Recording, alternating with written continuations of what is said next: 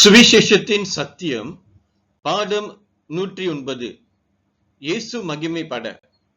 Gospel Truth Lesson 109 Glorifying Jesus.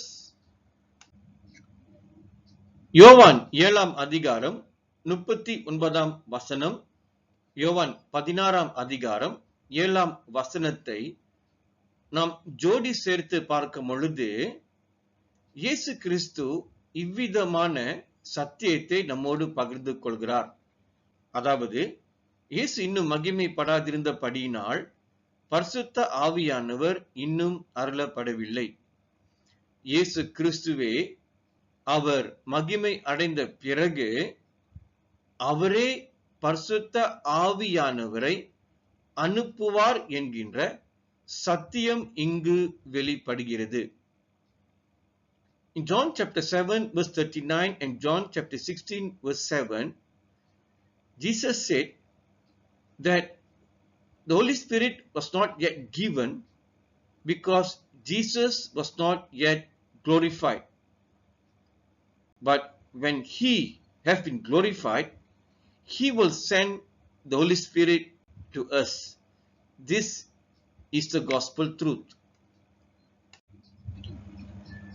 யோவான் 17ஆம் அதிகாரம் நாம் வாசித்தால், இயேசு கிறிஸ்துவின் பிரதான ஆசாரியின் ஜெபம் ஏறெடுக்கப்படுகிறது என்கின்ற சத்தியத்தை நாம் வாசிக்கலாம்.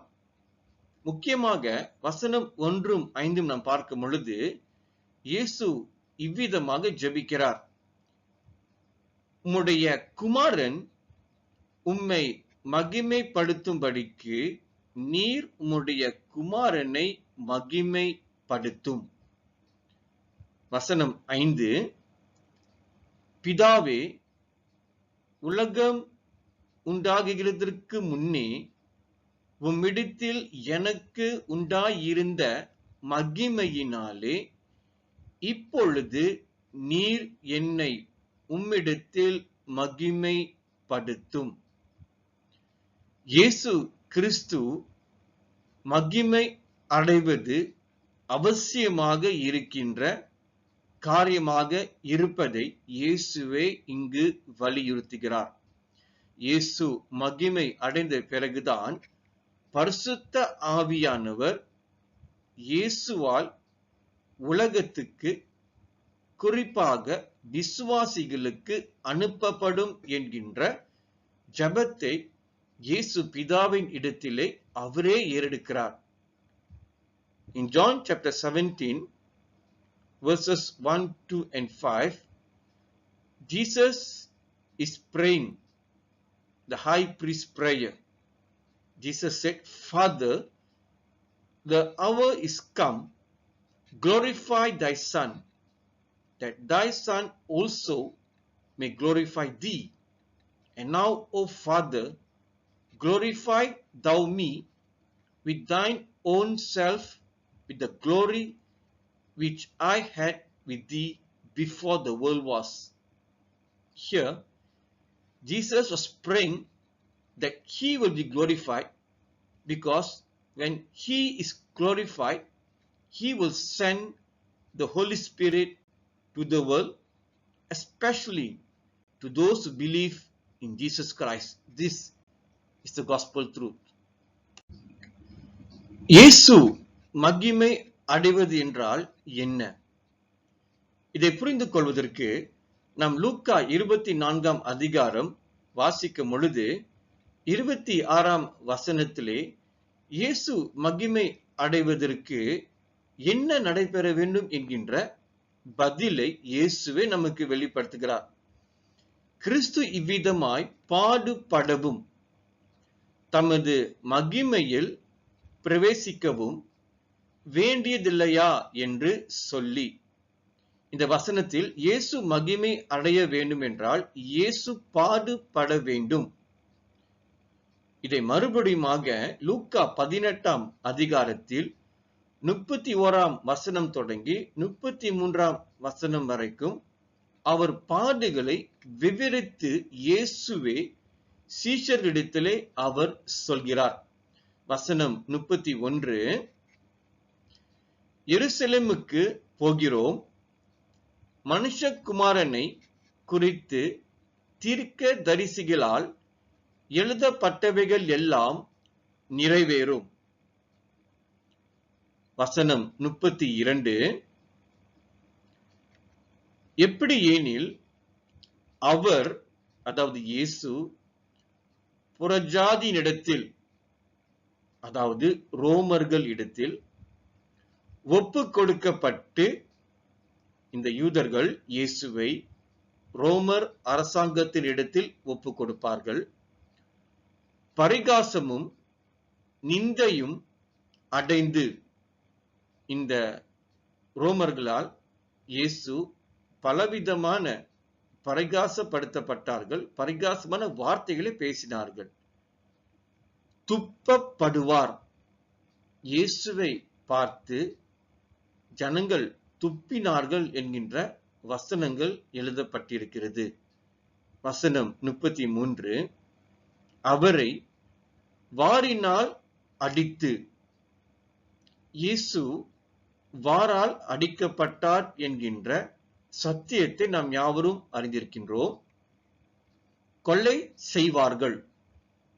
இயேசுவை சிலுவிலை அறையப்படும் பொழுது இயேசு கொலை செய்யப்பட்டார் என்கின்ற சத்தியத்தையும் நாம் யாவரும் அறிந்திருக்கிறோம். 3ஆம் நாளிலே அவர் உயிரோடு எழுந்திருப்பார் என்றார். இங்க பார்க்கும் பொழுது இயேசு பாடுபட வேண்டும். அந்த பாடுகளின் விவரங்களை இயேசுவே நமக்கு வெளிப்படுத்துகிறார். இதை பாடுபட்ட பிறகு அவர் உயிர்த்தெழுதல் அடைவார். What does it mean by glorifying Jesus? In Luke chapter 24, verse 26, Jesus himself mentioned that before he enter his glory, he must suffer. What are the sufferings of Jesus? Again, Jesus mentioned about his sufferings to his disciples in Luke chapter 18, verse 31 to 33. All the sufferings has been prophesied in the Old Testament. In verse 32, that Jesus will be delivered by his own people, the Jews, to the Gentiles, refers to the Romans, and shall be mocked and spitefully entreated and spitted on.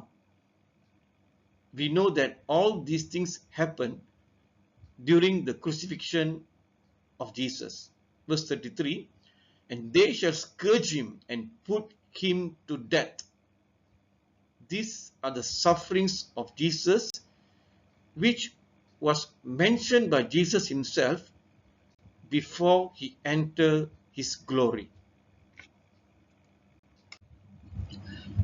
இயேசு மகிமை அடைந்த குறிப்பான வசனங்களை நாம் பார்க்க போகின்றோம். அப்போஸ்தலர் 2ஆம் அதிகாரம் 32ஆம் வசனம் தொடங்கி 34ஆம் வசனத்திலும், எபிரேயர் 1ஆம் அதிகாரம் 3ஆம் வசனத்தை நாம் சேர்த்து பார்க்கும் பொழுது, பாடுபட்ட இயேசுவை தேவன் எழுப்பினார் அல்லது இயேசு கிறிஸ்து உயிர்த்தெழுந்தார். இந்த உயிர்த்தெழுந்த இயேசு பிதாவின் வலது பாரிசத்திலே இப்பொழுது அவர் உட்கார்ந்திருக்கும் பொழுது அவருடைய ஊழியம் உலகத்திலே முடிவு அடைந்தது. இப்பொழுது இயேசு கிறிஸ்து பரிசுத்த ஆவியானவரை உலகத்துக்கு அனுப்புகிறார். குறிப்பாக அந்த பெந்தெகோஸ்து நாளிலே ஒன்று கூடியிருந்த ஜனங்கள் இயேசுவை விசுவாசித்தவர்களுக்கு மாத்திரமே அந்த கிருபை வழங்கப்பட்டது. அவர்கள் பரிசுத்த ஆவியானவருடைய அபிஷேகத்தை அவர்கள் பெற்றார்கள். இயேசு மகிமை அடைந்து விட்டார் ஏனென்றால் பரிசுத்த ஆவியானவர் இந்த உலகத்துக்கு விசுவாசிகளுக்கு அருளப்பட்டிருக்கிறார் என்கின்ற சுவிசேஷத்தின் சத்தியத்தை நாம் அறிந்து கொள்ள வேண்டும். In Acts chapter 2 verse 32-34 and Hebrews chapter 1 verse 3, we can find that Jesus has been glorified. Jesus suffered on the cross, he died, and he was resurrected or raised up by God himself. And Jesus now in the right hand of the majesty on high. And because of that, Jesus has sent the Holy Spirit to those believers who gathered on the day of Pentecost. This proves that Jesus has already been glorified by his Father. This is the gospel truth. நாம் அவருடைய மகிமைக்காகவே சிருஷ்டிக்கப்பட்டிருக்கிறோம் என்கின்ற வார்த்தையை அநேக நேரம் நாம் கேட்டிருப்போம்.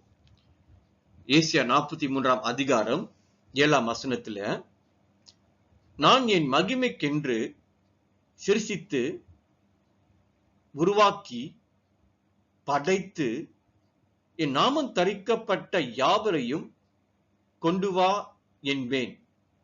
இந்த வசனத்தை நாம் அநேக முறை வாசித்திருக்கிறோம். நாம் படைக்கப்பட்ட நோக்கமே தேவனை மகிமைப்படுத்துவதற்காகவே என்றும் சத்தியத்தை அநேக தரம் நாம் கேட்டிருக்கிறோம். இது குறிப்பாக பழைய ஏற்பாட்டிலே ஏசாயா தீர்க்கதரிசி மூலமாக இஸ்ரவேல் ஜனங்களுக்கு எழுதப்பட்ட வார்த்தையாய் வசனமாக வாக்கு தத்தமாக இருக்கிறது. இது நமக்கும் உண்டு என்பதை நாம் விசுவாசிக்கிறோம். நல்லது. ஆனால் இன்றைக்கு இயேசு கிறிஸ்து சிலுவிலே அறையப்பட்டு மரித்து அடக்கம் பண்ணப்பட்டு உயிர் தெழுந்ததினால் இன்று நாம் இயேசு கிறிஸ்துவை சொந்த இரட்சகராக ஏற்றுக்கொண்டபடியால் நாம் கிறிஸ்துவின் நாமத்தை தரிக்கப்பட்ட விசுவாசிகளாக இருக்கின்றோம். இதை நாம் 2 கொரிந்தியர் 5 அதிகாரம் 17 வசனத்திலே வாசிக்கலாம். அதாவது, இப்படி இருக்க ஒருவன் கிறிஸ்துவுக்குள் இருந்தால், இயேசுவை ஏற்றுக்கொண்டிருக்கிற நாம் இப்பொழுது கிறிஸ்துவுக்குள் இருக்கின்றோம், புது சிருஷ்டியாய் இருக்கிறான். கவனிங்க, ஏசாயா 43 அதிகாரம் 7 வசனத்துல நாம் அவருடைய மகிமைக்காக சிருஷ்டிக்கப்பட்டிருக்கிறோம் என்று எழுதப்பட்டிருக்கிறது. புதிய ஏற்பாட்டுல 2 கொரிந்தியர் 5 அதிகாரம் 17 வசனத்துல நாம் கிறிஸ்துவுக்குள் இப்பொழுது சிருஷ்டியாக அல்ல, புது சிருஷ்டியாக இருக்கிறோம் என்கின்ற நம்முடைய ஆவிக்குரிய நிலையை, தன்மையை வெளிப்படுத்துகின்ற வசனமாக இருக்கிறது. கிறிஸ்துவின் நாமத்தை தரித்திருக்கிற நாம் கிறிஸ்துவின் மகிமைக்காகவே நாம் சிருஷ்டிக்கப்பட்டிருக்கிறோம். அதனாலதான் பழையவைகள் ஒளிந்து போயின. பழையவைகள் எங்கு ஒளிந்து போன? பழையவைகள் இயேசு கிறிஸ்து சிலுவிலே அறையப்படும் பொழுது நாமும் அவரோடு கூட அறையப்பட்டோம் என்கின்ற சத்தியத்திலே நிலைத்திருக்கும் பொழுது நம்முடைய பழைய மனிதனுடைய சுவாபம், பழைய மனிதனுடைய சிந்தை, எண்ணம், மாமிசம் அனைத்தும் ஒளிந்து போயின என்கின்ற விசுவாசத்திலே வாழ்வதற்கு நாம் நிலைத்திருக்க வேண்டும். அதே வேளையில் எல்லாம் புதிதாயின. இயேசு கிறிஸ்து உயிர் தெழுதல் அடையும் பொழுது நம்முடைய ஆவி அவரோடு கூட உயிர் தெழுதல் எழுப்பப்பட்டதினால் இப்பொழுது நாம் எல்லாவற்றிலும் ஆவிக்குரிய வாழ்க்கையிலே புதிதாய் இருக்கிறோம் என்கின்ற சத்தியத்தை நாம் அறிந்து கொள்ள வேண்டும். பழையவைகள் சிலுவையிலே முடிவு அடைந்தது. புதியவைகள் எழுப்புதல் அடையும் பொழுது, உயிர் தெழுதல் அடையும் பொழுது நம்முடைய ஆவிக்குரிய மனிதன் புது சிருஷ்டியாய் இருக்கிறான் என்கின்ற புதிய உடன்படிக்கை சத்தியத்தில் நிலைத்திருப்பதற்கு நாம் பிரயாசப்பட வேண்டும். இதுதான் சுவிசேஷத்தின் சத்தியமாய் இருக்கிறது. in Isaiah chapter 43 verse 7, which are very familiar verse for all believers, that we are created for God's glory. It is true because it's mentioned in the Word of God. But today, as believers in Jesus Christ, we are created as a new creature in Christ. That is the gospel truth. Because we have received Jesus Christ as our Lord and Savior. In 2 Corinthians chapter 5 verse 17, we are new creature in Christ. We are called by the name of Christ in our new creature. This is the gospel truth. All things are passed away because when we accept Christ, we believe in His crucifixion, our old man is crucified with Christ. Therefore, all things are passed away. All things becomes new. When we believe in the resurrection, we are raised up with Christ. And our spirit man is the new creature in Christ. Therefore, we ought to be glorifying God and Jesus in our new nature. That is the new man or the new creature. This is the gospel truth. இயேசு கிறிஸ்து பாடுபட்டு சிலுவிலை அறையப்பட்டு மரித்து அடக்கம் பண்ணப்பட்டு மூன்றாம் நாளிலே உயிர் தெழுந்து பிதாவின் வலது பரசத்திலே உன்னதத்திலே அமர்ந்து அவருடைய மகிமையை மறுபடியுமாக அவர் பிதாவின் இடத்திலே பெற்றுக்கொண்டார் என்கின்ற சத்தியத்தை நாம் அறிந்திருக்கின்றோம். ஆனால் இன்றைக்கு எபேசியர் 2 அதிகாரம் 6 7 வசனத்தை பார்க்கும் பொழுது நாமும் அவரோடு கூட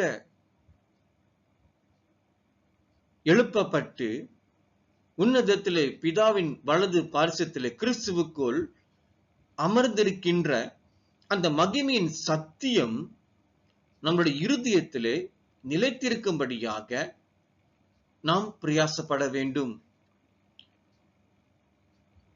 பிதாவால் இயேசு கிறிஸ்து உலகத்துக்கு அனுப்பப்பட்டு எனக்காக பாடுபட்டார் என்கின்ற சத்தியம் நாம் இருதயத்திலே எப்பொழுதும் தொனித்துக் கொண்டிருக்க வேண்டும்.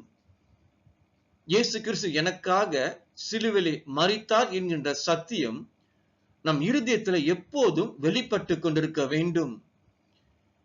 எனக்காக இயேசு கிறிஸ்து உயிர்த்தெழுதல் அடைந்தார் என்கின்ற வார்த்தை நம்முடைய இருதயத்திலே எப்பொழுதும் வெளிப்பாடாக இருக்க வேண்டும். எல்லாத்துக்கும் மேலாக இயேசு கிறிஸ்து என்னையும் அவரோடு கூட உன்னதத்திலே அமர செய்தார் என்கின்ற மகிமையின் சத்தியம் நம்முடைய இருதயத்தின் வெளிச்சமாக எப்பொழுதும் இருக்க வேண்டும். ஏனென்றால் இந்த வசனத்தை கொண்டுதான் நாம் இயேசுவை ஏற்றுக்கொண்டோம். ரோமர் 10 அதிகாரம் 9 10 வசனத்திலே கர்த்தர் இயேசு மரித்து பிதாவால் உயிர்த்தெழுதல் அடைந்தார், மரணத்திலிருந்து எழுப்பப்பட்டார் என்கின்ற வார்த்தை கொண்டுதான் நாம் இயேசுவை ஏற்றுக்கொள்கின்றோம். இப்பொழுது அந்த வார்த்தை நமக்குள் நிஜமாக்கப்படும் பொழுது இயேசுவும் பிதாவும் நமக்குள் மகிமை அடைவார். இது ஒரு பிரார்த்தனையாக பவுல் 1 தெசலோனிக்கேயர் 1 அதிகாரம் 11 12 வசனத்திலே அவர் ஏறெடுக்கிறார். ஏனென்றால் பிதா இயேசு நமக்குள் மகிமை அடைவது அவசியமாக இருப்பதை நாம் அறிந்து கொள்ள வேண்டும். இதுவே சுவிசேஷத்தின் சத்தியமாய் இருக்கிறது. To glorify God and Jesus in us, we have to believe that we are also raised in Christ and now we are seated at the right hand of the Father. These truths must be glorified in our hearts, and through that we are able to glorify Jesus and God in our heart. This is the prayer by Paul in 1 Thessalonians chapter 1 verses 11 and 12. Thank you for watching and listening. Please like, comment, share and subscribe. Thank you.